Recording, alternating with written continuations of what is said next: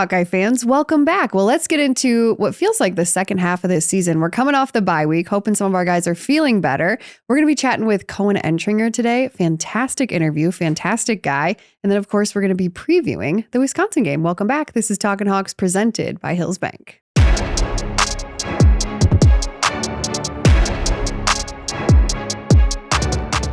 Hills Bank is your hometown financial champion, here to help you score some wins.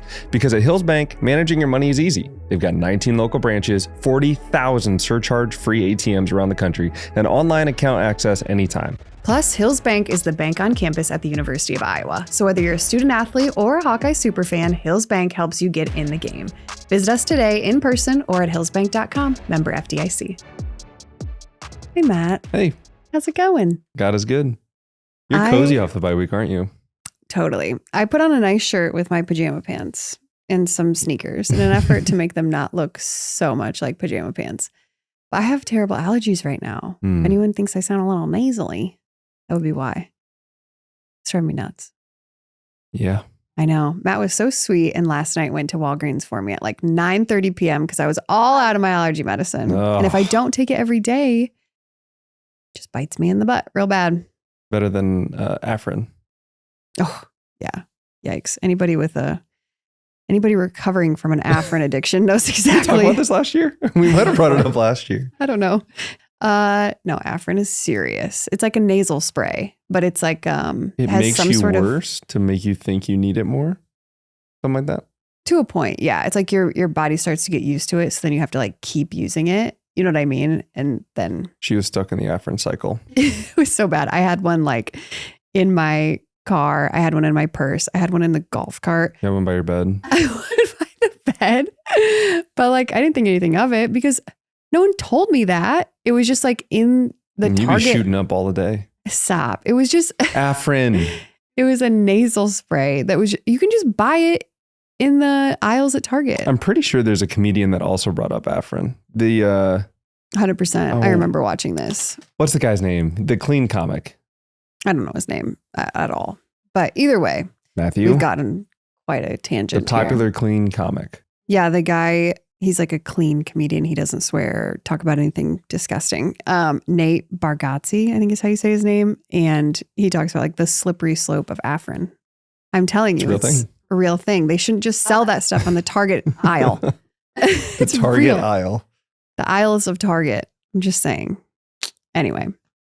But I don't use Afrin anymore, so I'm a little stuffed up. Okay. I will say, I think it was a successful bye week. Okay. We won as many games this week as Penn State and Wisconsin and Iowa State. Oh, who did Iowa State lose to? Cincinnati. Really? It was a good game. Cincinnati got up big, and then Iowa State fought their way back. Ended up losing by 8 points. I saw Rocco Beck got smacked on one. Did you see that? Yes. Is he okay? As far as I know. That looked scary.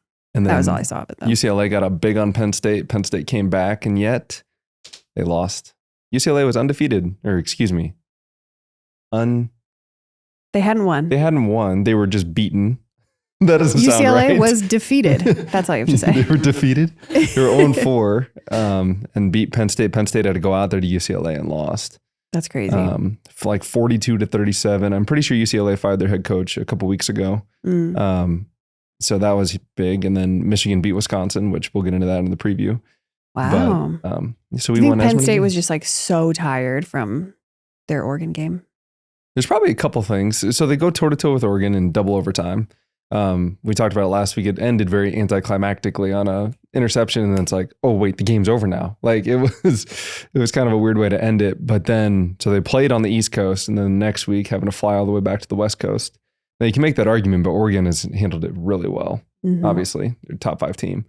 But I don't know if it's just kind of one of those things where KF talks about it all the time. Like you go play a really good football team, then you play somebody who's probably not near as good. And I would argue UCLA is not Oregon. But did Oregon beat them twice?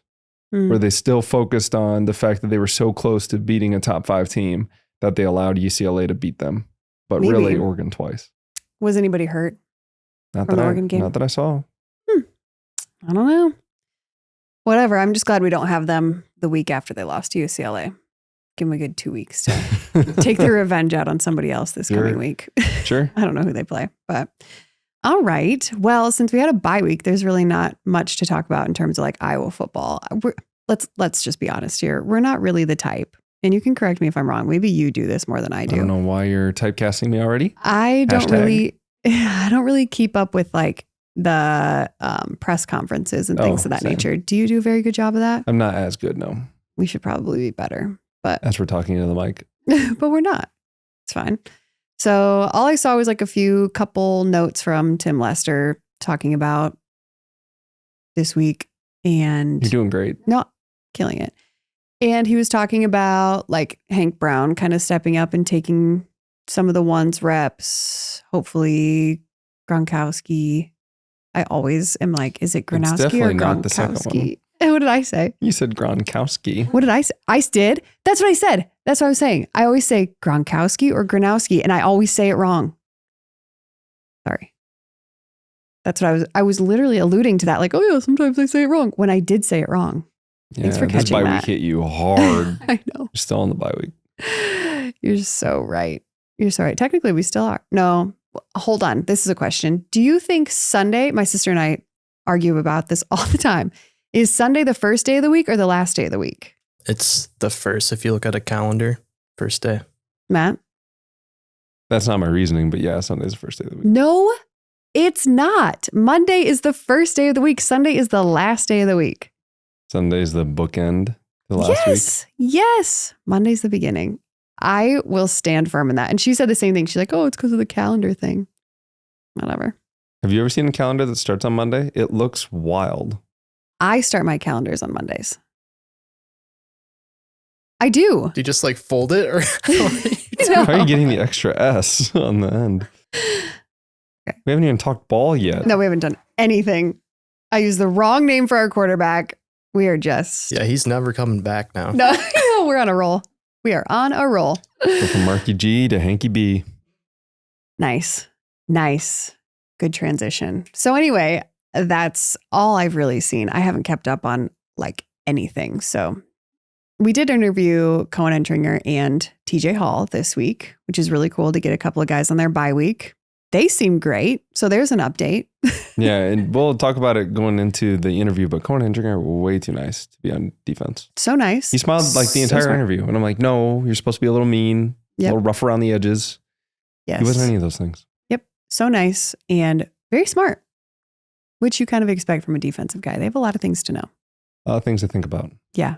All right. Well, so on Fridays, Matt and I during the football season have been kind of taking turns. Taking turns. Yeah, a little bit. Going on Z102.9 on the radio. At 8:08 a.m. 8:08. Just talking about, football, Hawkeye football. Matt usually does like... Talkin Hawks. That's totally. Laura, that's literally the name of this segment because of us. We've been talking Hawks on Z102.9. And usually it's Matt that's going on and he's doing like the X's and O's. And yeah, so this time... I always share a little bit of your lore because... A little bit of lore, people didn't know. Yeah. And then anyway, so this Friday I was on, all of this to say that. And they were like, well, it's a bye week. Like, what should we talk about? And I was like, well, why don't we talk about other sports? So we talked about women's basketball, talked a little bit about men's basketball, and did a little bit of wrestling. So let's start with women's basketball. Some big news out of women's basketball. Huge news. Some might say 6'2" news. That's how tall she is. Her name is McKenna Woliczko. Have you ever seen her name? How many times did you have to try that out? Have you ever seen how it's actually spelled? It starts with a W. It's pronounced like that. So it's really hard. I had to Google it. That's fair. I know. Woliczko. Did you have to like hit the little... No, actually, for whatever reason, Google pulled up a video of David Eichholt. Saying it? Saying like, he was like, oh yeah, McKenna Woliczko, da da da da. I don't really know. I think it was like a weird AI thing that pulled it up for me. And I was like, well, that's convenient. Thanks, David Eichholt. Okay. Either way, she committed. Yeah, a 5-star recruit. She's number 6 out of the top 100 recruits for 2026. So next season. Correct. Okay. Yes. Really good player. And Addie Dean is... Addie Deal. She's already on the team. Excuse me. She was a top recruit as well, correct? Yes, correct. Yeah. Starting a pipeline. 2 definitely like very different types of players. I'm excited to see what Addie does this year. McKenna is more of the listen to me here, Matt. I was using I called Matt after I was on the radio. I was like, did you hear that? Glass, perimeter, in the paint. I'm just not really like a sports term person. I'm not really good at it. If you've never really played the sport at it, like seriously, I feel like that stuff doesn't come out very naturally. You know what I'm saying? Sure. Although I've watched a lot of sports. Either way, I've heard, McKenna is very like, what's the word? Efficient. Very efficient. She's always at the glass, getting the rebounds, finishing the shot. Comparable at the glass to like Megan Gustafson, where like you just know she's going to be there. You know she's going to finish whatever's happening and like get the rebound for you, which is very exciting to watch. But she's a little more versatile where she can she's got a really good jump shot. She can go at the perimeter. She's just a really efficient player. And not only that, but everyone always talks about like her motor. Like she just goes and goes and goes and goes, whether she's on offense or defense. So I'm going to be really excited to watch her. They also say she's a really good recruiter, which from everything I've seen from her, she's kind of like that Caitlin Clark where like she just never says anything wrong. You know what I mean? Okay. And so they say she's a really good recruiter and hopefully that'll bring along a couple of other players too. There was like 2 other players that are like really top recruits that they're still kind of vying for. McKenna was considering, if I can think of my words today, she was considering Iowa, South Carolina, USC, and Ohio State. Those were her top 4. Yeah, crazy. Picked Iowa. Very exciting. And yeah, it was actually, we had Lisa on the field, whatever day, the homecoming game. And I was like, how's everything going? Like, how's recruiting? Because obviously she goes up there and talks to the recruits when they're there. And she's like, oh, really good. I'm so excited for Jan. Like she's really got a good thing going here. She's like, but she's got this one recruit. This is before McKenna committed. And she's like, if she gets her, she's set. And I was like, oh, that's great. And then a few days later, bang, McKenna committed. So really cool. I think she's going to fit in really well just by the like interviews and stuff that I've seen from her. She's got a great personality. Men's basketball, of course. Coach McCollum. He's been in here. We're just kind of waiting to release that interview. It just makes sense when we get like a little closer to basketball season and the hype is built around that. So I think their first game is November 4th. So around that time is when we're going to release that. But Coach McCollum, obviously, incredible coach. Do you know about like I want to say his past, but his past as a coach? Yeah. Crazy, right? Yeah. 81.1% winning percentage. That's absolutely incredible. Yeah, because he's a dog. He is. Yeah. He definitely has that really cool personality about him. I don't know if we've discussed this on the podcast already, but he has that like crazy personality where he steps in a room and you're like, there's something a little different about you. You know what I mean? Don't you agree? Yeah. In like a good way. What are you laughing about, Matthew? He's laughing because I drank out of that mug that there's no water in. I was thinking there's going to be water in it, but I already had committed to lifting it up to my lips. It was going to look stupid to be like, there's nothing in here. So I just kept going. Do you need a drink? No. Okay. I don't want any water. Okay. Anyway, just really excited to see what he does with the basketball team. That is a very, I want to compare him to like the old timey cartoons. The old timey like dog cartoons where they're like, and then like point at something. I feel like he's that way towards like standards, commitment, like winning. That was a wild like tie-in, but okay. Yeah. He just seems like a poignant person. Like, I will do what it takes to get there. And that's just everybody that walks in the building knows that that's the expectation. Yes. And it's like, he just feeds off that. Yeah, I would say so. Yeah. We both kind of said like, he's the type of guy when you talk to him, you're like, I could see following you if you're my coach. Like, great leader. I'm excited for everything. Based everything on our conversation, yeah. And it's just kind of funny, like looking at like the Iowa Hoops Instagram and all that stuff. Like, it feels like a movie to me. Like when you like first start watching a basketball movie. Do you remember, what was that movie? I feel like we've talked way too long. Can you stop asking questions? I know. I feel like I've talked way too much, but You have, either but way, we'll go. I'm just really excited to see what happens with men's basketball this year. And yeah, there's been a huge call out to the student section to get them in Carver and support the team. I think they'll have a reason to. Totally. I agree. Wrestling, tons of guys coming back. Patrick Kennedy, I feel like he's been here for a very long time. It's his 5th year. He's coming back. Michael Caliendo, 3-time All-American, going for his 4th. Who else? Drake Ayala, Ben Keeter. I really want to see Ben Keeter go down a weight. I heard you say that on the radio. Is that a thing that like they were discussing, or are you just throwing this out there? I just said it. Okay. Do I need a reason to wish that he was a weight lower? No. Don't you agree? I'm not saying he's bad at heavyweight. Who's our 97 right now? I don't know. Oh, well. Good question. Gabe Arnold is back. I don't know what he's at. He was 84 before. 84. But I feel like Ben he has a leaner body type that I think would lend better to 197. Based on no expertise at all. Commentary. Yeah, no, definitely take my advice. If I could pick one person, it would be for sure me. Itty, meeny, miny, mo is random. Yeah, yeah, exactly. Anyway, so that's kind of the roundup of all of that. I didn't really give any information, but it's all very exciting things. Lots on the horizon for our winter sports. Said a lot without saying anything. Great job. Hashtag. That was actually kind of rude. Said a lot without saying anything. Said a lot without saying anything.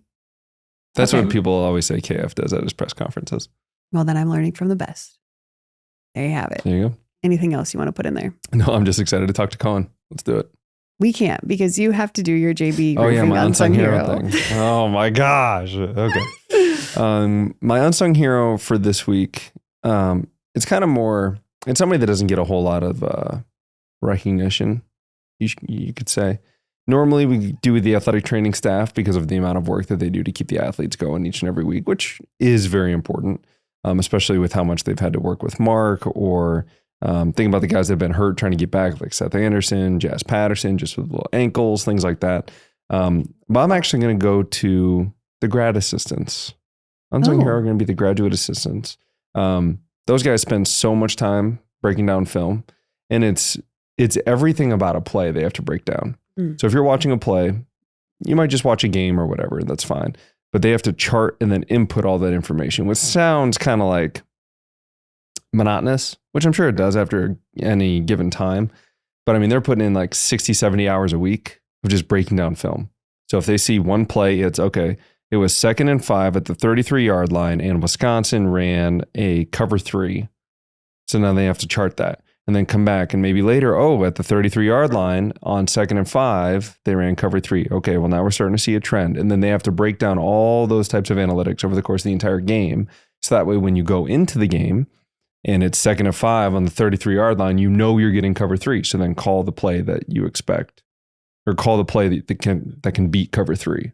So the grad assistants do so much work behind the scenes. They do a ton of work late at night. They got to be there early in the morning. So Unsung Hero brought to you by JB Roofing. The GAs, the grad assistants. Cool. Thanks. All right, let's get into our interview with Koen Entringer. Need a new roof, gutter, or siding in Eastern Iowa? Call JB Roofing, a local and reliable roofer with over 20 years of experience. They do one roof at a time, unlike others who may juggle multiple projects and cut corners.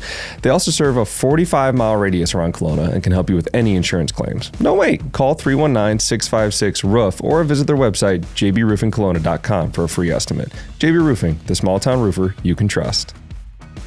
Hey Hawkeye fans, Big Grove is proud to be an official craft brewery of the Iowa Hawkeyes. Whether you're at the game or watching from home, Big Grove has got you covered. Enjoy an easy Eddie from the stands or visit them for every Hawkeye game at any of their 4 convenient Iowa locations, whether that be Iowa City, Cedar Rapids, Des Moines, or my favorite, Solon. Cold beer, an award-winning game day menu, and warm hospitality welcome you and fellow fans as we root for the Hawks.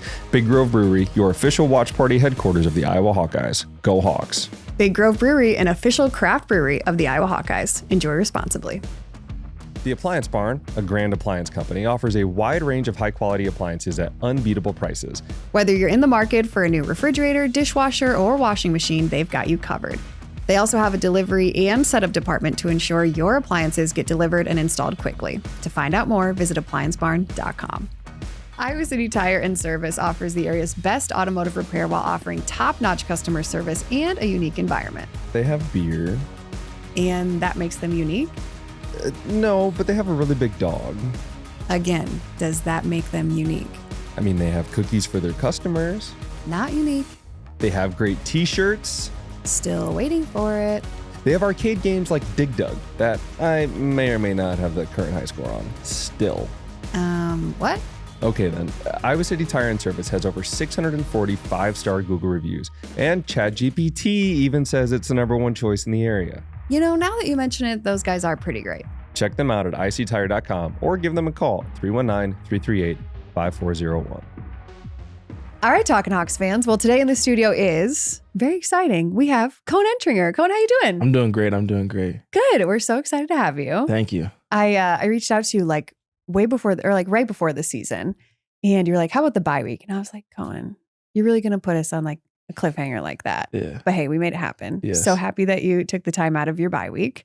How you doing? I'm doing great. I'm just excited, blessed to be here. It's a great opportunity. You know what I mean? Totally. How's your body feeling? We're going into a bye week, so you kind of get a little break a little bit. His body's doing great. He's not going to say anything else.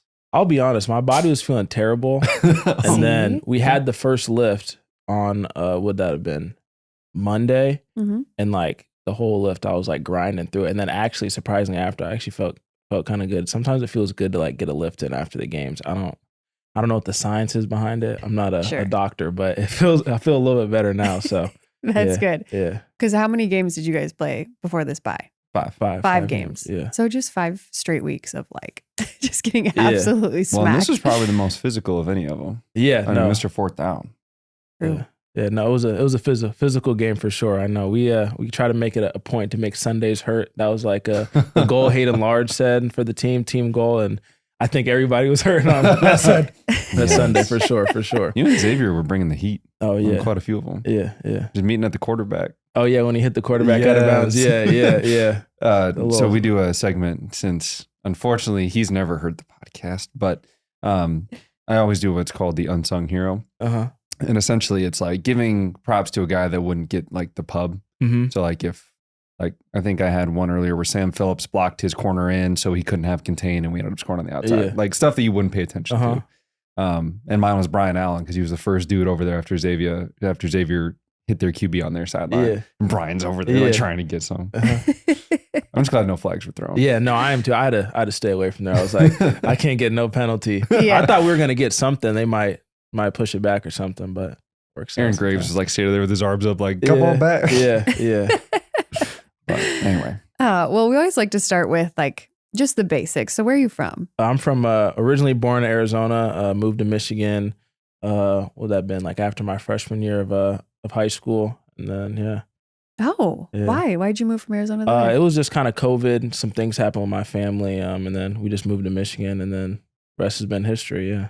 Wow. Okay. So what was your high school like? Or I guess your school, because you started your freshman year. What was your school like in Arizona? And was it like super different when you got to Michigan? Yeah, no, it's crazy. Like up until I pretty much moved to Michigan, like I played soccer like my entire life. I was like a travel soccer player, like every weekend going to a tournament, playing soccer. And then I came to Michigan and then they were like soccer seasons during football season. I was like, oh, I got to play one. And then what's funny, when I lived in Arizona, I went to high school with a kid named Ben Morrison. He plays a corner for the Buccaneers. And he would always tell me like, oh yeah, football is like the hardest sport, And I was always like, can't be that hard, dude. And then what? It can't be that hard. And then I get to Michigan. I'm like, I'm gonna try this football thing. I'd played like, I was like the punter when I played in Arizona. Like I played like my freshman year. I was like, this is wild. 5th string safety, like 2nd string punter. And then I was like, I'll start trying to play a little more defense, and then started playing more football. And then I fell in love with it. And then here we are today. What? Yeah. So you didn't like seriously play football until your sophomore year Yeah. of high school? Yeah. That's And then I wild. played receiver, honestly, until my senior year. I played receiver. And then my senior year, my high school coach was like, if you want to be a good player, you got to play both ways. I'm like, bro, I'm not going to play both ways. Oh, no. And I was committed to Yo. Central Michigan to play receiver. And I was like, nah, dude, like I want to play receiver. He was like, no, like, you might be a good DB, you never know. And then, it worked out. That's so crazy. Yeah. I like to know that there's a soccer player that can actually do okay with the physical side of things. Not calling out all soccer players. Yeah. But that's not a transition you see Yeah. to go from punter to be like, all right, I'm going to be a safety. Yeah. No, I think that was the challenging part. Just more of like, I think it's just different because like in soccer, it's like kind of like soccer's like a flopping culture, I guess. I don't want to put it that way, but Well, and then you're football- trying to get the card. yeah, exactly. And then Yes. football is the complete opposite. So that was like the biggest difference. That is so crazy. Yeah. Huh. So can you kick a field goal? I think I could kick a field goal. I don't know as well as Drew or as far as Drew, but I think I could like maybe like a PAT. I think I could do that. Have you ever tried? I've never tried. No. There's no, I mean, I can make a 50-yarder and I don't know anything about kicking. And I say that because I've done it. But like, so if you played soccer, there's no way you could. And no, that's no rush. No, like, I've got a little tee. Like, I mean, I bet you can make a 50-yarder. No, I haven't tried it before, but no. Yeah. Wow. Yeah. That's incredible. Could you imagine the fakes? Oh, yeah. I did have a fake punt too. In high school? In high school, yeah, and I would keep it sometimes. Yeah. I feel like fake punts in high school, you just call your own number anyway. You're like, these guys aren't going to tackle me. Yeah, exactly. You just take it off and go. Yeah, exactly. It would work every time too. Yeah. That's it. It was JV as well too. So. Okay, so you grew up playing mostly soccer. Were there any other sports that you played? I played like basketball, I think just a little bit, but once I started playing soccer, I just fell in love with it. And then I don't know what it was. I just kind of was just like, I'm kind of done playing it. I just want to kind of try something else, try football. Sure. Yeah. Okay. What do you think? So this might be like a really obvious question, but I'm curious. What skills do you think directly translate from soccer over to like the position that you play now in football? I would say like footwork, and then I would say like working on like beating someone to the spot. Like I think that was like a big thing in soccer, like on defense, and like when they would do like long passes and trying to like intercept the pass and like beat them to the spot. So I'd say like that's like the biggest thing. Yeah. Yeah. What position were you in soccer? I played like midfield. Yeah, so everything. Yeah. That is, I am like totally baffled. That is not what I expected. No, that's just a totally most people are different surprised when I tell You'd them. be a big soccer player, man. Yeah. So what, So 6'1", true. 210? Yeah. That's not You'd be surprised though. A lot of the soccer players are pretty tall. Like Ronaldo, he's like what, 6'1"? Okay, we're talking like Yeah. top tier guys. Exactly. Most of them are like Michael Bradley, like 5'7". Yeah. Like that's what you're used to seeing. Yeah. Did you, before you decided to like get into football and you were like all soccer, did you have any aspirations of like potentially playing pro at some point? Or was it kind of just like, I really love doing this, we'll just see what happens? I always wanted to play pro soccer. I just think like the thing that I started to notice was like when I'd go like out of town and like playing tournaments, like I would play like academy teams or like, remember we played this one like academy team. I think it was like from Texas. I think it was like FC Dallas or something like that. And like the kids on that team, they would like, their high school was like set up so they could like, not high school, their middle school. So they would like go to school for like a few hours and they would just train all day. And I was just like, man, I can't like, I got to go to school for like 8 hours. And then I got to go practice for 2 hours after. And it was just hard to like, I realized that like, it was kind of hard to like compete. And especially when you compare it to like the global stage, like players are signing pro contracts when they're 15 years old, you know, throwing school out the window, focusing on just soccer. And I was just like, oh, well, might be hard, but you know, we'll see how it goes, how far things go. And then I don't know. I just was like, I'm just gonna try this football thing out. I liked it. I think it's the ultimate team sport. I think that was the part I fell in love with.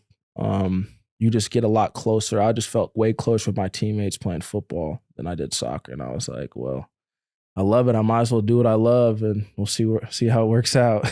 Did you look up to like guys? I'm trying to think of like Pulisic. Do you know Christian Pulisic? Because he was like early. I want to say he was like 15 or 16 over in Germany. Yeah. He's playing for Borussia Dortmund, right? Yeah. Like one of the major. Yeah. John, is that true? Yeah, that is true. Yeah, the black and yellow team. Yeah. Yeah. So like, but those guys, like you said, are signing those contracts early. Yeah. Something that we talked a lot of the guys that come on about is how many sports they play. Yeah. And like soccer's such a different thing. We had Kennedy Blades on talking about how like wrestling is all she did basically from like 6 years old and on. Do you think playing multiple sports is a good thing?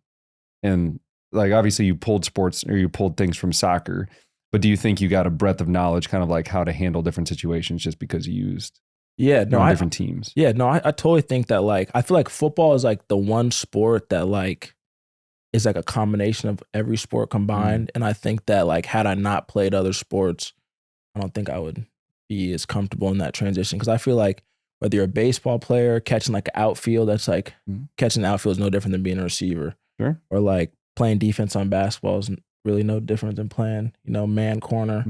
So I think like just the translation of all those sports, and football is like every sport with the team element, all combined together, Sure.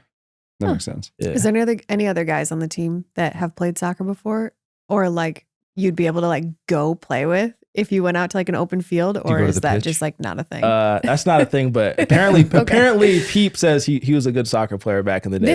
This dude. That's what he says. That's what he says. So I got to take his word for it. I'm telling you, his name comes up. We haven't had him on. His name comes up in every interview. Is this just like a Renaissance guy, or what is the deal? No, he is. He's a freak of nature. He's that freaky athletic. Okay. Yeah, no. I believe him. When he said that he played soccer, I was like, Then I saw him run. I was like, yeah, he might have played soccer. Yeah. Really? All right, we got to get him on. Yeah. Oh, yeah. that is so funny. Well, Yeah. I feel kind of bad. Like some guys are like, yeah, y'all go out and like play golf, or we'll go to the rec and play basketball. Like you don't have a buddy to go play soccer with you. Yeah, no, I feel bad too because I suck at basketball. Like, I'm terrible. I'm terrible.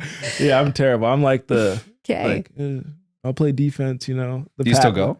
I went a few times, but then like I remember I played with like Jay and Craig and YA, and I was like where's like the intermediate court, for the beginners, Yeah.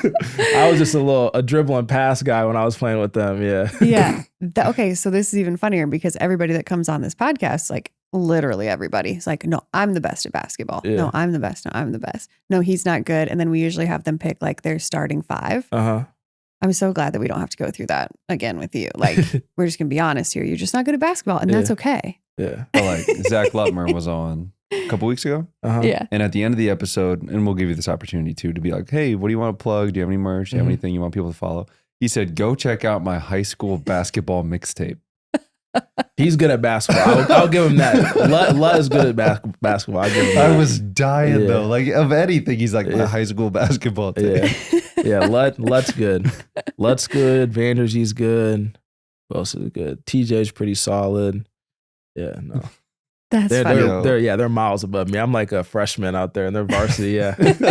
That's great. I think something funny about Zach too, like his personality totally, like the second he sat down, I was like, yes, you're a defensive player. Yeah. I think you could be on offense. You seem like a really sweet man. Oh, thank you. Are you calling Zach not sweet? I'm saying the defensive guys have this like, this thing about them. I love it. Too.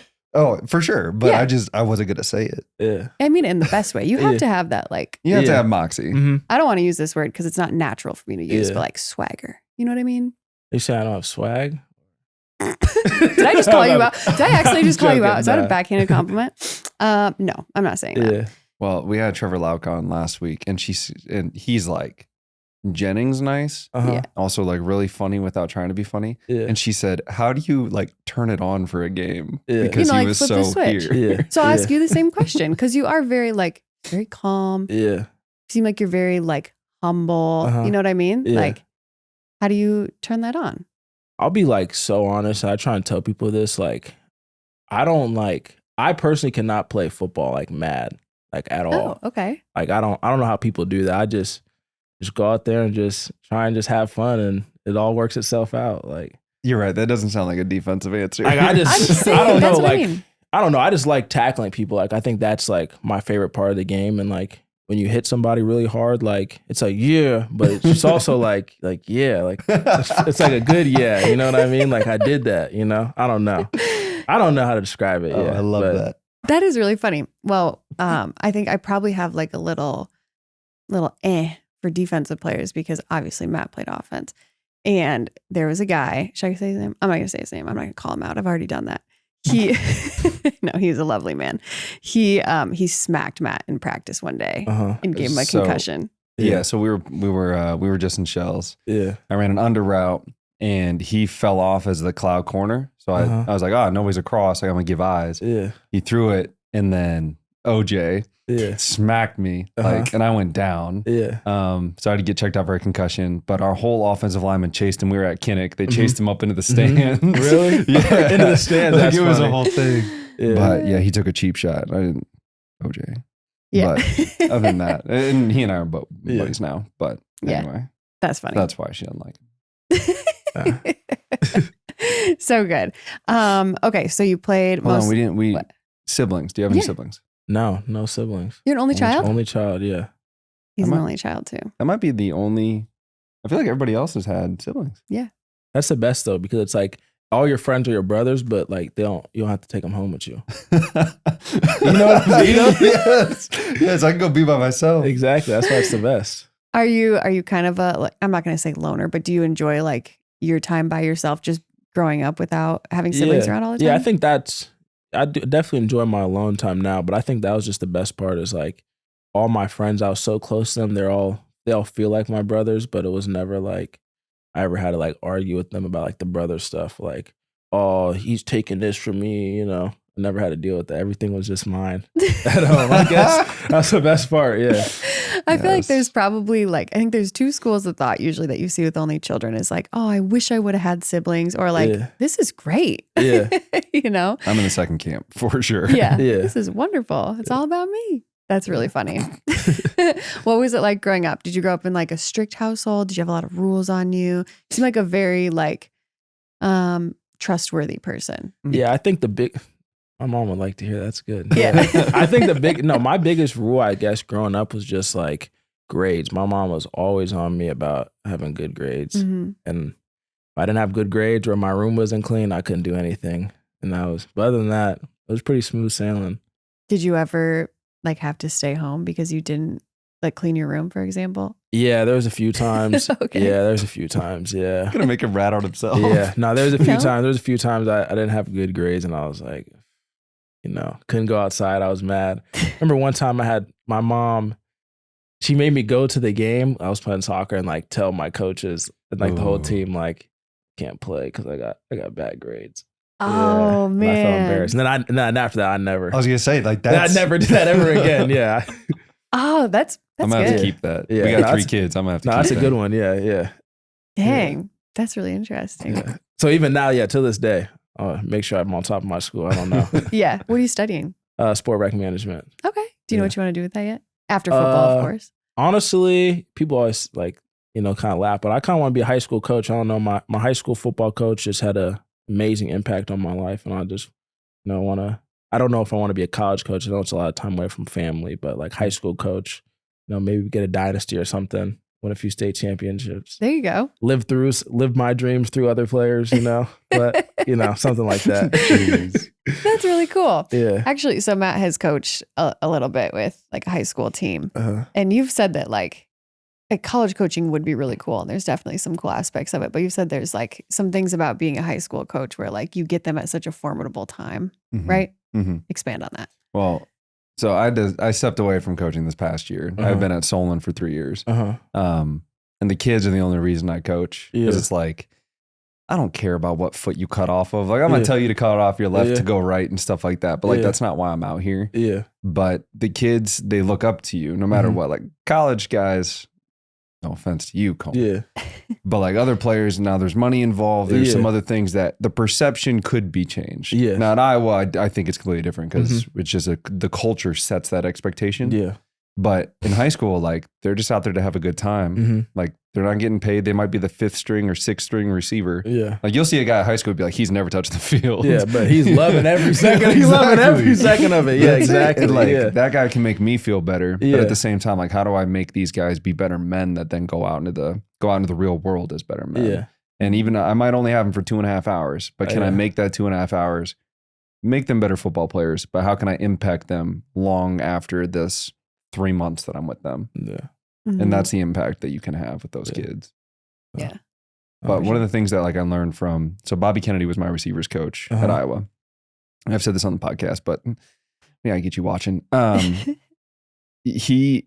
always thought he was picking favorites, but he had a different way that he coached each one of us. Yeah. And I was like, why is he talking to Jerm more than me? Why is he talking to Falk more than me? Yeah. But it's like they needed to be talked to more. Yeah. Versus me was just put on the tape. He'd circle me with the red laser pointer and then move on to the next one because he knows I'm going to beat myself up about it. Yeah. But like Jerm or Falk might need to get talked to a little bit more. That's one thing that I learned a lot when like I was actually put into a coach position because Carson and Eli and Maddox, they all respond very differently to different coaching. So you have to kind of cater what you have while still understanding the identity that you're trying to give them. Yeah. Does that make sense? Yeah, that makes sense. Yeah, that's a great perspective. Seriously, yeah. Well, because when you think somebody's picking favorites, you're just going to get angry. Yeah, exactly. Yeah. Like, and you think, why is he out to get me? Why is he not talking to me? Like, am I falling down? Versus, well, these guys just need to be coached differently so we all get better. It's not just about you, right? You talk about it's the ultimate team sport. How you bring everybody up. Yeah. How do you think, or what was it about your high school football coach like really impacted you the most, you think? Other than like introducing you to the sport. Yeah, I think honestly, like he just was like, we just had a good relationship like off the field. I knew like if anything was going on in life, I could talk to him about it. And then he was really like my close friend, but also like someone I knew who would always hold me accountable. And he always wanted to push me to be my best. And like when I fell short of that, he would tell me like, no, you gotta do a little bit more. And I remember the running back in Minnesota, Darius, he was my high school teammate.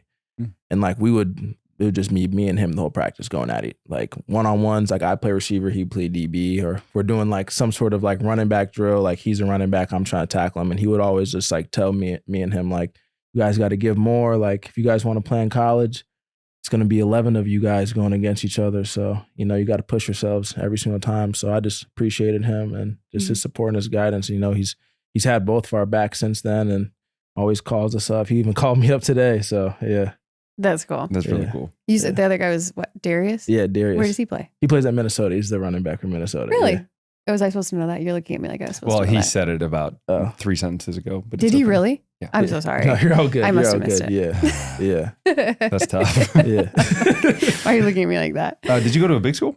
I went to like so Michigan, it's D1, D2, D3, and we're like D2. So like the second Kind of highest. big. Like how many did you graduate with? I think maybe like 600. Oh, that's a lot. In your class? I think like 600. I didn't know everybody. I only knew, like I could name like maybe like 200 people, 300 people that I knew of or had a class of. And then the rest of it were like people I had no idea. Wow. That's wild. Was that how big your school was in Arizona too, or smaller? My school in Arizona was an all boys school. It was a lot smaller than that. Okay. Yeah, it was a lot smaller. Yeah. There's a lot of people, a lot of guys that we've had on the podcast that have gone to like different schools that are like all boys or whatever. That's interesting. Did you like that?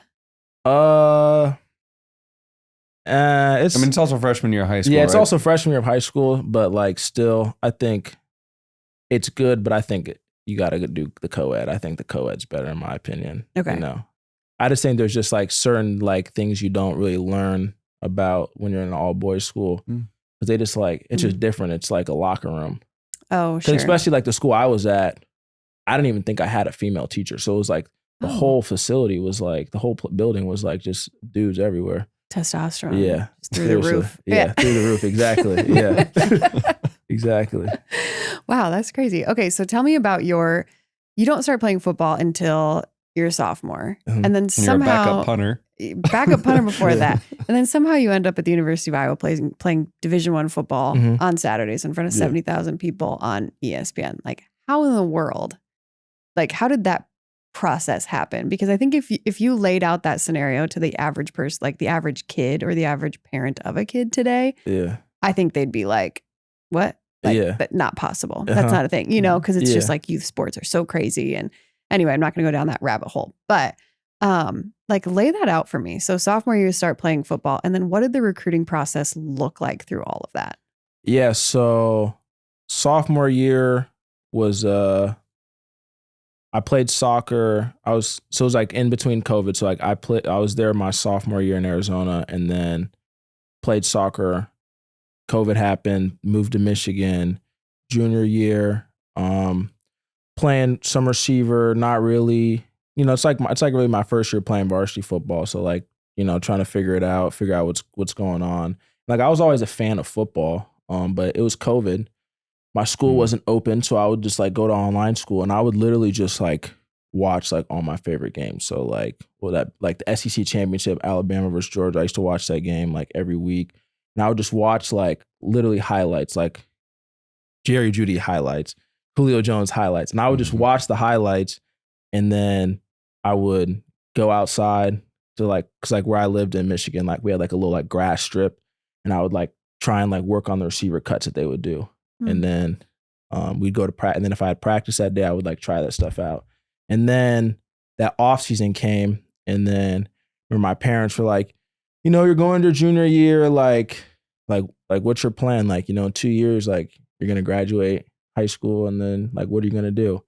And my mom went to the military, and she was like, well, like you can go to the military like I did. And I'm like, I don't know if I want to do that. Like, I'm thankful for her service. Don't get me wrong. Like, and I'm thankful for everybody who served the military, but I'm like, I don't know if I want to do that. And then my dad, he played college basketball, and I was like, maybe I can, try and see if this football thing will work out. I got the God-given abilities. Mm-hmm. Like, I got the right height. I got some good speed. I'm like, let me see what I can work with. And so that would have been after my junior year. Like every day in the morning, I would go to the gym, my little home gym, work out, do footwork drills, do the ladder.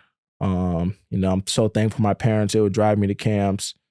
And it was just a grind every day. And then the college, I went to a bunch of college camps, and then a lot of coaches would tell me like, hey, like, you got the ability, I showed out in the camp. I got the camp MVP. And they're like, but we just need like the film of you doing it like on varsity or senior year. But I was fortunate enough still like to get a significant amount of offers. I had like a decent amount of FCS schools for receiver, got Central Michigan going to my senior year, and I'm like, wow, like this is a possibility of playing D1 football. And then my senior year came around, I put in all that work, and I was like, let's go. And then my season started out a little slow, my senior year. And then are you playing both ways at this time? I was playing just receiver and corner. Corner, okay. And it was going a little slow. And then my high school coach was like, I was just playing corner. I would just like basically just guard their best player. And they that's what you do with your best athlete. Yeah, exactly. Right? And then like I would only make like 2 or 3 plays a game, like some PBUs. I'm just playing man, wouldn't get any picks or anything. PBUs, pass breakups, for those of you listening. And then he was like, let's try and move you to safety so you can like, try and make some more plays. And then I played safety, and then he just was like, you either got this guy, and if he blocks, go tackle the guy with the ball. And then it was just that simple. And then I just started compiling from there. And then I had another high school teammate, Aiden Vaughn. He was in like a similar situation. He had been hurt throughout his career. So he'd have a lot of people come to our games, like college coaches. And then my high school had like a lot of guys who had played like Big Ten football in the past. So we had a decent amount of college coaches just around. And then, well, you got 600 kids in the school. I mean, they know about your school. Yeah. And then I got, I think my first FBS offer was Syracuse for safety, and then started compiling from there. Yeah. Wow. So why Iowa? Was there actually first why, or not why, but were there any other schools that you considered? The main schools was Michigan, Iowa, Wisconsin, and Boston College. Those were like the main ones. Okay. So why Iowa? What was the tipping point there? I think the biggest thing was, so aside from the coaching staff, I come on my OV. Official visit for those official listening. Visit, and TJ came out to the OV. X was there, and I hung out with them, and I was like I like these guys. Like, these are some cool dudes. Like, I could see myself playing with them. And then TJ had told me he was going to commit. X had told me he was planning on it. And then once he committed, I was like, these are my dogs. Like, let's ride it out. And then there we go. Wow. So you're big on having really close friends. Yeah. It sounds like. Yeah. Okay. Do you have would you say you have a lot of friends, or do you have a small circle of really close friends? I don't know. That's a tough question. I'll say like a small circle of close friends, but all my teammates are my brothers though. Obviously. You've been smiling this whole podcast. Everybody's going to be his friend. Yeah. Yeah. That's true. Yeah. Oh, wow. Well, that really is. I think that might be one of the most unique stories that we've heard. To be recruited by other recruits. Oh yeah. Almost that's essentially, true. right? Yeah. No, I will give X his credit, Really? Yeah. Xavier's the reason you got here. I will give him his credit. Yeah. Dang. Wow. If it wasn't for him, he did a good job. What about him? I don't know. I think it was just he's just a good person. I think we had a lot in common. Okay. And I just was like, I could see myself playing with you. I think, and that was kind of the reason why I wanted to go to Wisconsin. My Aiden Vaughn, he was my high school teammate. He committed to Wisconsin. He was like my best friend. And I was like, dude, I want to play with you in college. Like, that'd be sweet. Mhm. And then he ended up going to Wisconsin. I was like, I don't know if I want to go there. Sure. And then I came to Iowa and I was like I couldn't. And luckily, that was my last official visit, and I was like, couldn't see myself, being anywhere else. You meet, Coach Ferentz, and it's just like it really does feel like family. He feels like, I tell people, like, he feels like he's like your grandfather, like Absolutely. Yeah. That's really cool. Who hosted you? My host was Dane Belton. Yeah. Okay. So I was a Dane. T-Rob was there. Yeah, it was a good OV. Yeah, I enjoyed it. It was a fun time. It was a fun time. Yeah. Good. Okay. So then you get to Iowa, move from Michigan. Actually, you know what? No, I want to go back to something really quickly. You said your mom was in the military. Mm-hmm. That's incredible. First of all, huge thank you to your mom for her Likewise. service. When she's listening, I'm sure she's going to listen, No, right? Yeah, she will. Yeah. 100%.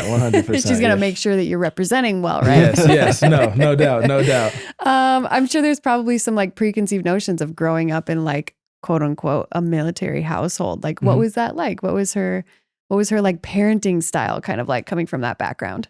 Yeah, I mean, I think she was like, she was a firm, stern mom, but she definitely like loved me all the time and just let me know always like, whatever you want in life, you got to work for it. And it's not going to come easy.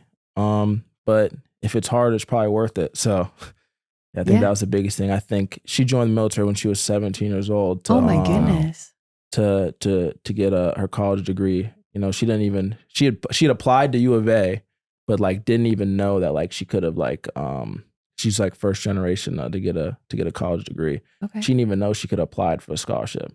She just joined the military. That's incredible. And so she just, told me like, you want something in life, you're going to have to sacrifice for it, but it'll be worth it in the long run. So very cool. And that kind of speaks to kind of how you said you started off like really getting into football was on your own accord. Yeah. Like I'm going to take myself to the gym or, my parents are going to drive me to camps or whatever that looks like for you. Like it was all on your own, right? Yeah. Like to put in that work in the front. Like it wasn't at first your coach being like, hey, we got to take this serious now. Yeah. Like it started off with you and kind of your own motivation. I think that's really cool.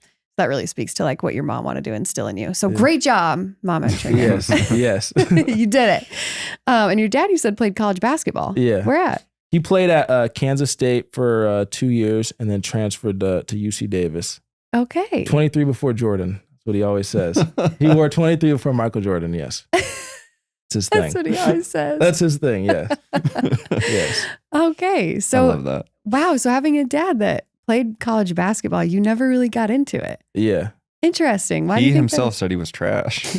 I know, but I think the biggest thing was just like, I don't know. I always liked like basketball, but I just never really like was in love with the sport. I mean, I always played like 2K and stuff like that, but it was just never my thing, I think. okay. I don't know. More people were playing soccer at recess than basketball, so I guess it just worked out that way. That does make sense. Was soccer like a more popular sport at your school in Arizona, would you say? Yeah, it was pretty, especially in the area that I was living, it was pretty Okay. popular. Yeah, pretty Gotcha. popular, yeah. I think that's probably why we're so like taken aback, like soccer, really? Because here, I would say it's a popular sport, but it's definitely, I would say baseball in terms of like youth 100%. sports is Yeah. like Yes. the really like big thing And it's that year everybody, round. Yeah. and it's year round. That I think the everybody thing gets too into. about Arizona too is like it's hot. I won't say it's hot obviously in the summer, but like I didn't even I had like 2 pairs of pants and like a jacket. So like you could play soccer, all the outside sports, you could play them all year round. So I think that was just the biggest thing. It was just, why not be outside all the time? So your first Michigan winter, were you like, what is this? Yeah, I did not enjoy it. I did not enjoy it. I know. I'm thankful that we had people to shovel the snow because I didn't have to do it. I did not want to do that. No, I wanted no part of it. I think my dog probably hated it more than anybody. Oh, really? Yeah. What kind of dog you have? She's just like a Australian Kelpie. Little What's like that? I don't know if I know what that is. it's like a sheep herding dog. She's like small, short haired, like 40 pounds. Small? That's 40 pounds. Like Still medium decent. size. You Like, gonna- you gonna yeah. That's pull one medium up? size. I kind of want to see what that looks like Yeah. though. Because our dog maxed out at 20, maybe 21 pounds. Yeah. We have a mini Oh. Bernedoodle, but That's a cool dog. It's like that. Yeah, like that. Yeah. Is that the color? No, she's all brindle. What is that? It's like brown with like black stripes. Oh, My dad's a vet. That's one reason why I know the dog. your dad's a terms. vet. Yo. Yes. No way. Yes. This is very unique. Yes. I'm really loving this story all coming together. Yes. A veterinarian. Do you like animals then? I like animals. I like dogs. I don't really like cats, but Okay. You got to be a special breed to like cats. yeah. That's real. Yeah. Not a cat person. No. do you shoot, what was I gonna say? Oh, is he a small like animal vet, or does he have like horses and stuff like that? Yeah, it's funny you say. So he started out doing large animals. So he went to Kansas State. So crazy. He knew he wanted to be a veterinarian when he was like 7 years old. So Okay. he was like, no matter what I do in life, I'm gonna be a veterinarian. So he goes to Kansas State, he's trying to do basketball in the vet school. He's like, I don't got enough That's a time lot. for it. So he transfers to UC Davis, which is a D2 school at the time, so he can get himself situated for vet school. Gets done with school, then works as a prison guard for like 10 years in California, so he can pay for vet school. Then he goes to vet school in Tuskegee, Alabama, and then that's when he started doing like large animals, working with like horses and stuff like that. And then he started doing like the clinics with like dogs and cats, and now he does like clinical research with animals. So Wow.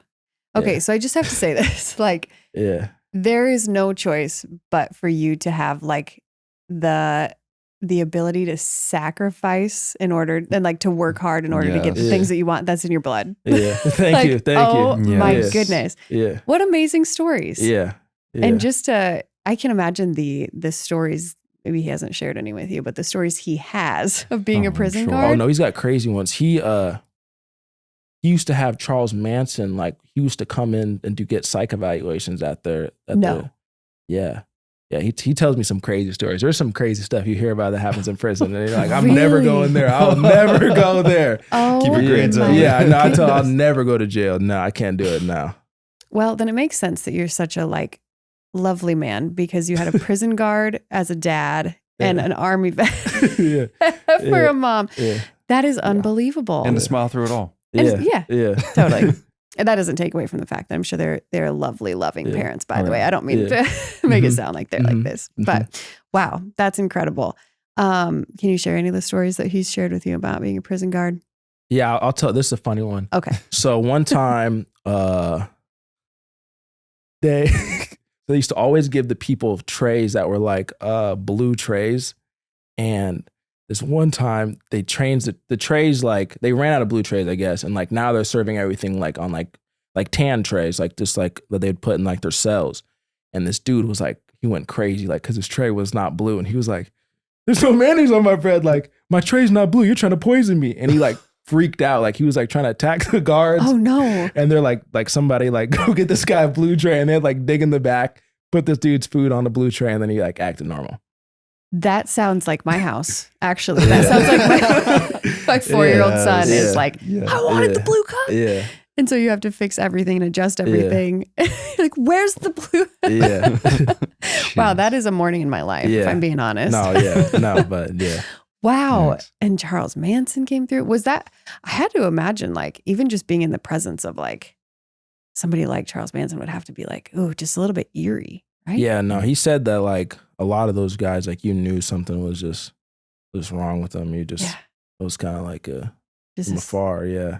wow. Yeah, exactly. Yeah. Mhm. That's unbelievable. Yeah. And did all of that in order to go to vet school. Yeah. Very cool. Yeah. Huge shout out to your parents. They I know. seem Yeah. like Shout out to them, amazing yeah, people. no, yeah. I mean, just even thinking of the sentence to put up with Charles Manson to take care of horses is kind of a wild thing. Yeah. Yeah.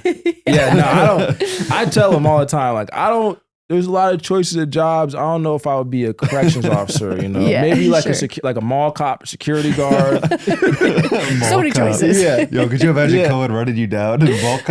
Yeah, I'll be on the Segway, the little.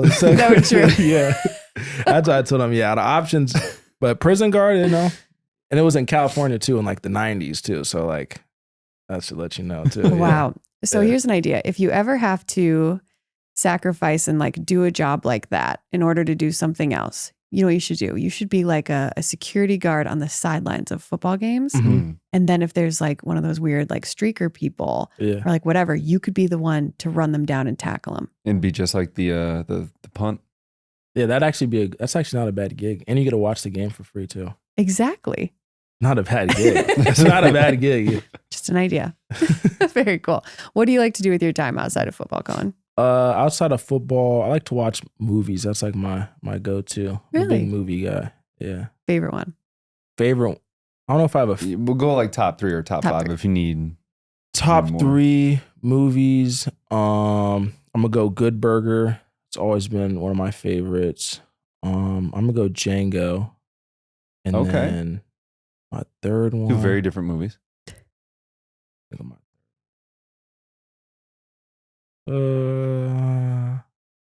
We'll do Get Out. That's a good one. Oh, yeah. Those were 3 totally different genres. Yeah. That's you know what, that speaks to how many movies you watch though. Yeah. No, I watch a movie before every game. Sometimes 2. Like that's like my thing. Like the day of or the night before? When it's a night game, if it's a night game, I'll watch one like that day, and then if we have like an 11 o'clock game, I'll watch it the night before.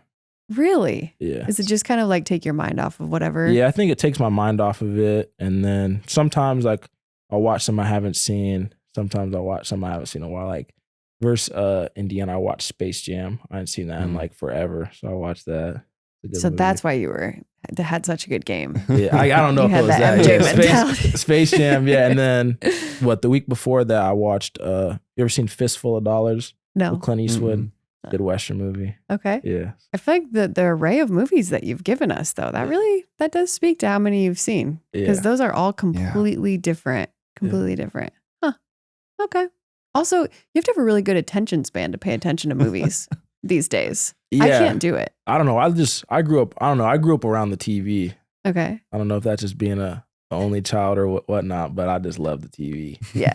Which is, I hate to say it, but like when the TV, that's why I can't have it on sometimes when I'm at home, because I'll just get sucked in. I'm just like, watching the TV. Yeah. It'll control me. Yeah. Go fly to the light. Yeah. No, seriously. Like my girlfriend will try and say something, especially, don't let it be a movie. I'll be like, Oh, really? Yeah. That's impressive, actually. Yeah. I feel like now I can't watch anything without like just looking down at my phone for a while or whatever. That's a fact. It's elite focus. Very good. I do have one last question. So when you were getting recruited as DB at Iowa, and were you getting recruited as receiver from the other 3 schools, or was everything DB? No, I had offers to play receiver. I tell people this all the time. I offered to play some schools offer me for receiver. Some schools like let me pick. I could play receiver or DB. One school offered me to play tight end, and then Tight end at 6'1", 210? And then another school, I did play tight end in high school, a few snaps, and then one school offered me to play linebacker. Oh, yeah. So athlete. Yeah. I like that. I think that also speaks to, we've talked about this too, like in terms of Division I athletes, a lot of times, most times is if you got it, you got it kind of thing. And I think that's probably what most coaches saw in you, is like, he's got the athleticism. We could plug him in pretty much wherever. Yeah. Yeah. That's really cool. So my first year, I came in as a safety. I roomed with Tanner Miller that first camp. But before we went to camp, I talked to Coach Ferentz, and he was like, hey, do you want to start on offense or defense? I was like, I'd rather go offense, which I wasn't going to play DB. I maxed out at 192. Like I wasn't going to play safety. And he was like, all right, well, if we need you to change because of injuries, like just be ready. Yeah. I was like, all right. So then I roomed with Tanner Miller because he was a starting free safety for us at the time, while having to learn offense. Wow. And my roommate didn't know anything. So I'd have to go into like my other guy's room to like learn. But it's cool like to know that there's that breadth of athleticism that's still coming through. Yeah, for sure. Well, is there anything, we're going to open up to you, that you want to plug? Any kind of merch, any NIL stuff you got going on? Anything you want people to follow along with? I would just say, watch the Ultimate highlights. My high school, I got 2 highlights. I got the Koen Entringer highlights, and I got the Ultimate highlights. If you want to know what I played. And I don't know, I'm just thankful, I'm so blessed to be an Iowa Hawkeye. Yeah. Got the best fans in the world. I couldn't see myself playing in any other uniform, seriously. Like I know I tell people all the time, like I pinch myself all the time just looking back at, how far I've came, and there's still so much more to accomplish. It's crazy, and I got a lot of life ahead of me, hopefully. So kind of soak it all in. I'll have to get a link to the Ultimate highlight. Do you have to subscribe for that? Or No, it's on the huddle. Koen Entringer Ultimate highlights. Ultimate highlights, yeah. I love it. Oh, that's so good. All right. Well, Koen, thank you so much. Thank you, seriously, guys. This is so great. Thank you. All right. We wish you the best of luck. Thank you. Well, hey, Talkin Hawks fans, we are so excited about our newest sponsor of the podcast, and that is Stack Wellness Cafe. Okay. Are you done interrupting? Yeah. Okay, great. Go. Stack Wellness Cafe is fast, healthy food that you can grab on the go. It is protein shakes, bowls, and all kinds of other things to help you hit your protein goals for the day. Everything is made better. I bought it. I go there. I'm going to drink it. Well, truthfully, Matt goes there like every other day. I'm pretty sure you come home with a Stack protein shake almost every single day. If you knew about it, you'd do it too. All of their food is cooked locally and fresh and is delivered to each location for maximum quality and flavor. Okay. It's delicious. Wouldn't you say, Matt? Nothing brings fans together on game day like great pizza and good company. At Marquee Pizzeria in the Iowa River Landing, we fire up fresh wood-fired pies, served ice-cold drinks, and create the perfect spot for fans of all ages. Whether you're out with friends or making it a family night, Marquee Pizzeria is the place to celebrate before or after the game. Grandma's Hands is my favorite. Find us in Coralville at the Iowa River Landing District. Go Hawks. I love Estella's because it's fresh. From fresh grilled steak to the salsas to the fresh pressed tortillas. I love Estella's because it's made there right in front of you and it's quick and it doesn't feel like fast food. It's fresh food made quickly. We both love Estella's because it's made with love. They put a lot of pride in their food and customer service, and they're locally owned. Fresh food, made quick, and with love. Check out Estella's today. Okay, Matt. Did you ever think that Koen Entringer would know so much about dogs? No, did kind of make me feel inferior about that. I know. I thought that was so cool. All right. Are you ready to get into a little bit of lore on Wisconsin? Please. Okay. You know what I've always said about Wisconsin? What? That if I wasn't an Iowa fan, I think I would be a Wisconsin fan. Really? Well, probably more of Wisconsin. Before Fickle? Yeah. Pre-Fickle? Soroy Fickle? PF? Yeah. Pre-Fickle. Brifickle. All right. Let's get into the lore segment brought to you by Big Grove. Or whatever it says. Please don't. Please leave that in. So apparently, the Wisconsin campus is a bit haunted. Did you know this? No, I know they have a beautiful campus, but that's all I know. They do have a beautiful campus. Very good architecture. Lots of really good like bars and restaurants too. Just like a really nice, Right I on would the say like, water. yeah, right on the water. There's a lot to offer at Wisconsin, I would say. I do like their stadium too. Do you? Mm-hmm. Did you like playing there? Yeah. Okay. Good to know. When we won. All right. So this one is actually a myth. So I'm just going to open it up with that. So this is about the humanities building, but apparently like a lot of people know that this isn't true, but every year, like all of the freshmen, like it just spreads like wildfire and people think it and then eventually find out it's not true. But it's just something that like continues to go around the Like campus. Santa Claus. Yes. But his name was Harry Weiss.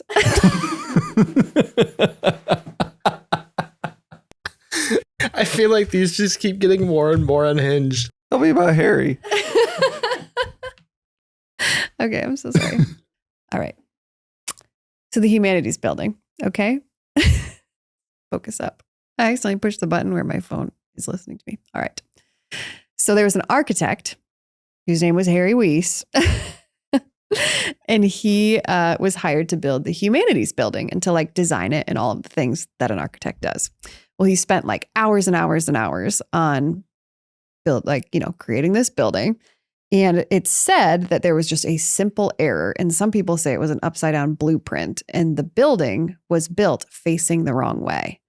And he was so embarrassed by it because he's like a serious architect. Okay. And he was so embarrassed that he jumped off the top of the building and, made it to the bottom.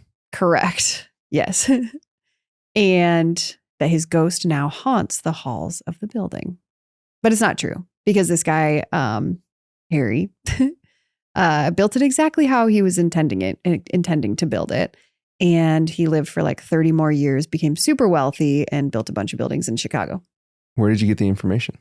Oh, sorry. I got almost all of this except for the just last this story. one. This is all I want. Yeah. From the UW. They're hiding it. Oh, yeah. It's a conspiracy. You're right. Where's the ominous music? Yeah. Please, the lore again.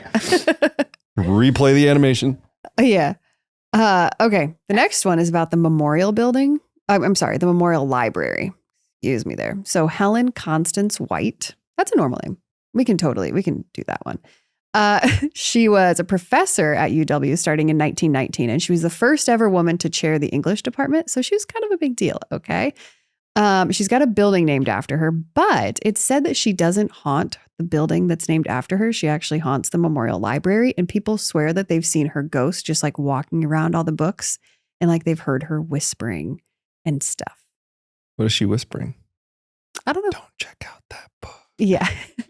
Go to my library or go to my building. Get out of this one. My building. Yeah. All right. Next one. The journal was Lots of ghosts. This one was really good. Yeah, that's what I said. Apparently it's like very haunted. There was I don't know if they still do it, but apparently there was like a ghost, what do they call it?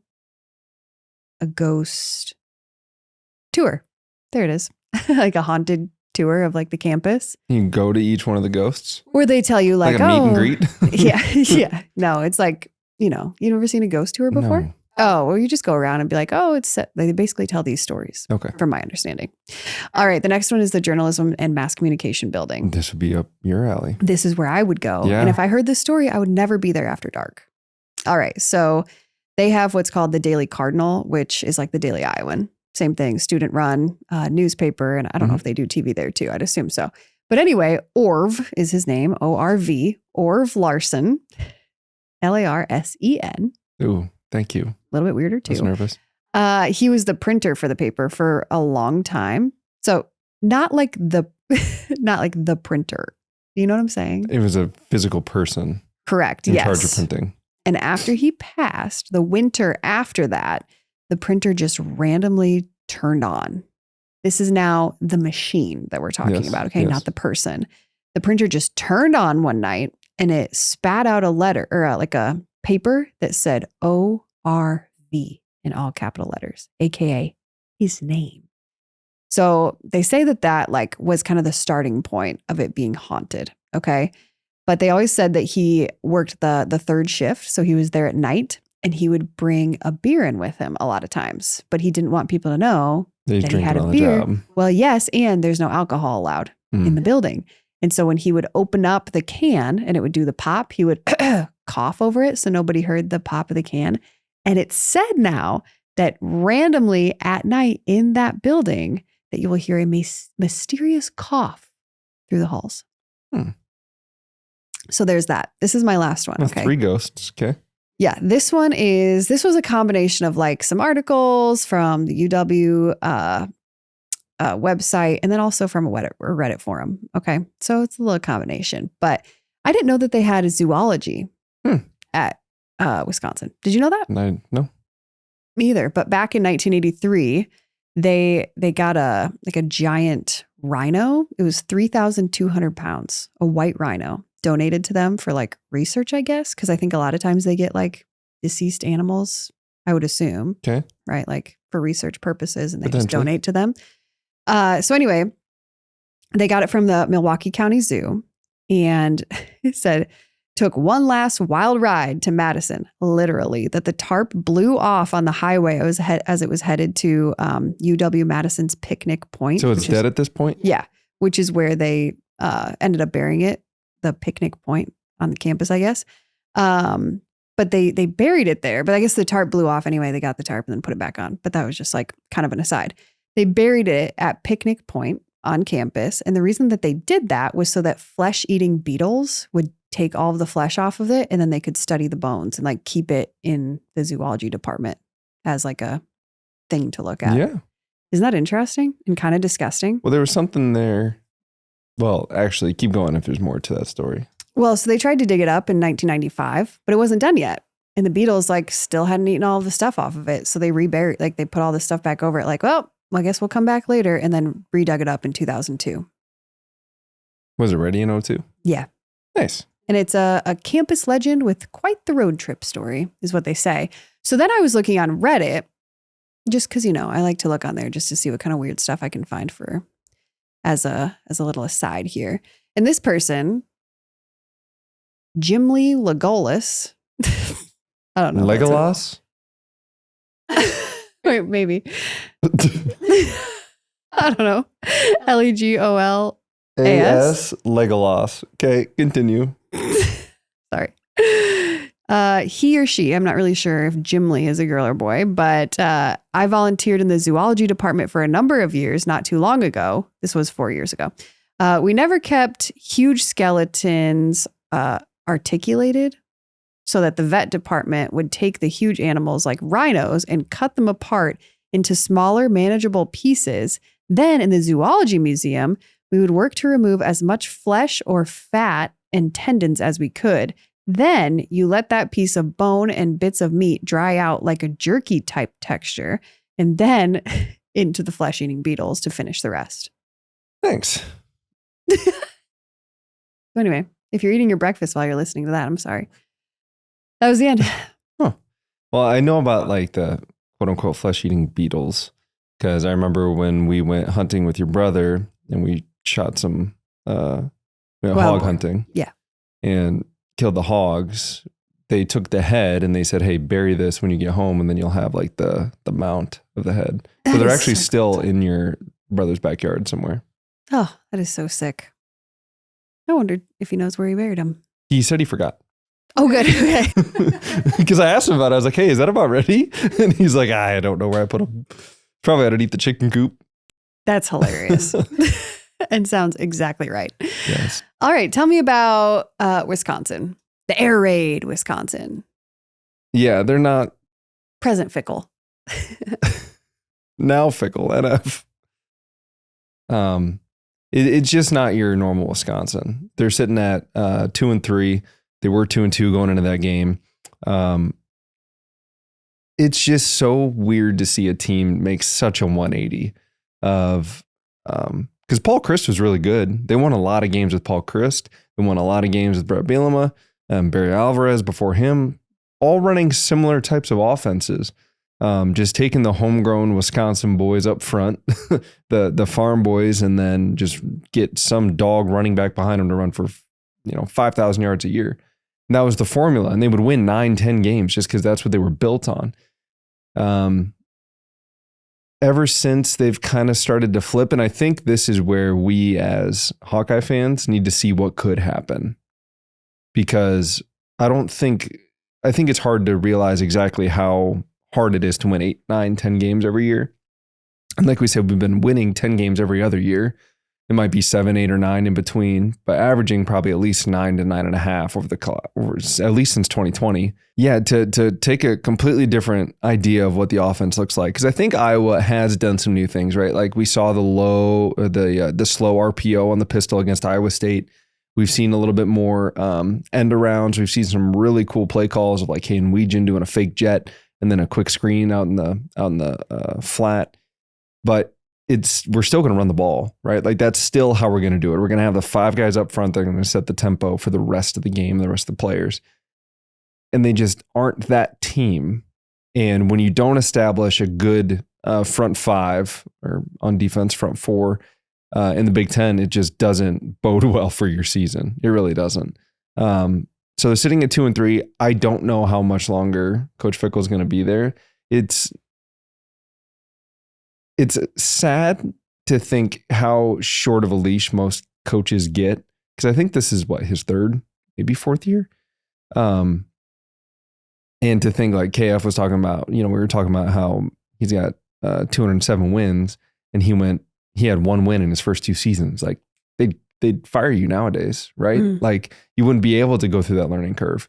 But part of something so drastic as what Fickle was doing in Wisconsin is, okay, now the normal guys you recruit, you have to wait for those guys to graduate, wait for your guys to come in, and then play to the standard that you want. The only team that I've seen that has completely revamped everything with transfers and it's worked is Indiana.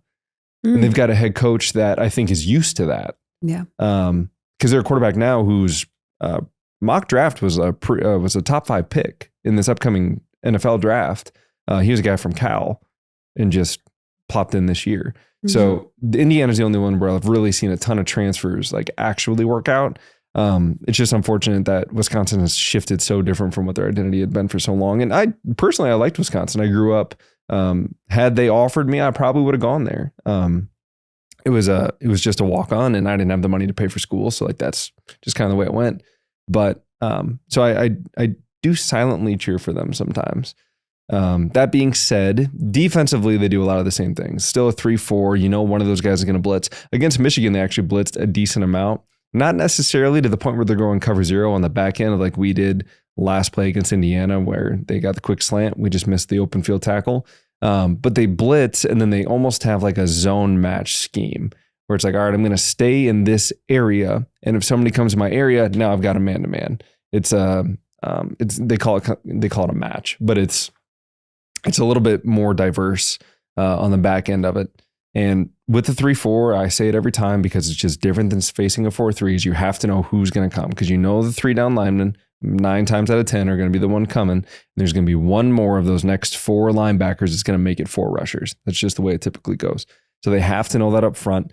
On the back end, they played a lot of cover 3 against when they weren't blitzing. They were playing some cover 3 against Michigan, and even so, Michigan was taking deep shots. They really didn't care. Their guys were just better than Wisconsin's guys. I mean, Mawson guys, all kinds of stuff. They did have some success in the boot game. So even though Hank Brown doesn't appear to be the most, should I say, agile quarterback, should he be the guy, I still think there's enough on the edge to hopefully get him out into space where he can make a good even throw. Obviously, I think it's going to be Hank Brown. That's just kind of what it sounds like. So how does this bye week, and now this second full week with the ones, how does that translate? I'm hoping Reese Vanderzee is close. At the beginning of the season, they said it was about 6 weeks. Well, this is the 6-week mark. So hopefully he's back. Lester did say that he is back. That he's looking really good. And should be soon. He didn't give specifics, obviously. And he's probably not going to, but that's a guy. It's not so much of like, oh, Reese is here, offense is fixed. Like, that's not how it is, but it's another weapon to have between him and Sam Phillips has played really well in his absence. Seth Anderson, if we can get 100% healthy from that ankle. And then Dayton Howard obviously showed up really well. The one room that typically is our focal point seems to be the one that hasn't produced as much this year, and that's the tight end room. With Addison going down early against Iowa State, Zach Ortworth, Hayden Large, those guys, they just haven't gotten the ball as much in that tight end position. I know TJ got fired over the middle last week or 2 weeks ago by Gronowski. So there's some there, but I think getting some of our guys back is what's going to be a real benefit to us. All that to say, I expect it to be a good football game. It's going to be not as hard-nosed as I'm used to seeing an Iowa-Wisconsin game. It's not going to be the 10-6 kind of Wisconsin game like in 2015 when we went up there. But I do think there's enough of an adjustment to what their offense does. I think our defense is ready to go out there and prove a point.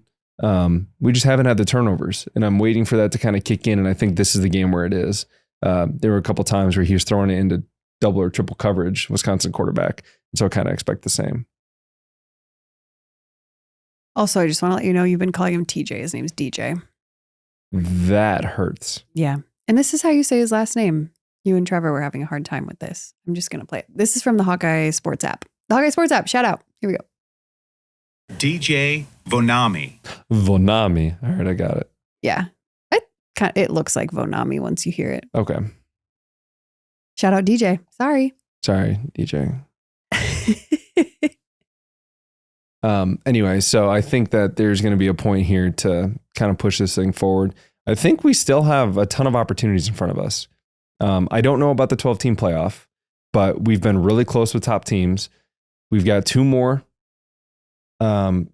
between Penn State and Oregon. They both come to town. Penn State lost against UCLA. Not very good UCLA football team, although they had the big NIL quarterback with Iamaliva. But we found a little Achilles heel for them. Oregon played Penn State Penn State played Oregon really tough. It's one of those things that college football is kind of all over the place. And the fact that we've got 2 top 10 teams, I don't know if Penn State's going to stay in the top 10, but 2 top teams still have to come through Kinnick. I think there's an opportunity for Iowa to kind of right the ship and still walk out of here with 9-10 wins. See, I see 2 top 10 teams coming to Kinnick. I see like 2:30 or night game. So many night games. In a really good outfit in my future. Great. And the weather's starting to cool down a little bit. It's all lining up, Hawks. I'm just saying. Another night game this week. Yeah, another night game at Wisconsin. Is that 4 out of 5? That's the 4th night game. Yeah, 4 out of it's 6. crazy. Iowa State and Indiana weren't. Everything else has Correct. been a night game. Yes. It's insane. Yeah. Either way, it'll be good. Be a good game. Be fun to watch. Excited for the Hawks to get back. Anything else you want to say, Matt? Don't be surprised if you see a few empty seats in the stands. Camp Randall. Wisconsin? Yeah. I know. Because their student section doesn't come until later, right? Correct. And they have the weirdest way of getting the students in there. It's like such a to-do. I don't know. It's just like they make you line up and then they make you like snake to get in there. Like to get, like you don't just get to run and find your spot. Like it's like a very, I don't know, just watch a video of it. They all have to line up and come in. It's a pain in the butt. It takes forever. That's probably why they're not there when the kickoffs. There's probably it's like a bit of a process. Yeah. And, there's a pretty good bar scene around there. So Oh, well. to be sad at. What are you going to do? Should be a good game though. Yeah. I'm looking forward. I think we should bring home the bowl. Oh, I kind of forgot. I forgot it was a trophy. Didn't even mention that earlier. Bring home the bowl. All right. Well, hey, if you guys are still here and listening to this nonsense at the end of the podcast, make sure you've subscribed to our YouTube channel, Talkin Hawks. Also, make sure you're following us on all social media platforms. If you're listening to this, you can, of course, find us on Apple Podcasts, Spotify, or wherever you find your podcasts. We just appreciate all of you. And that's it. Have a great week and go Hawks. Goodbye, week.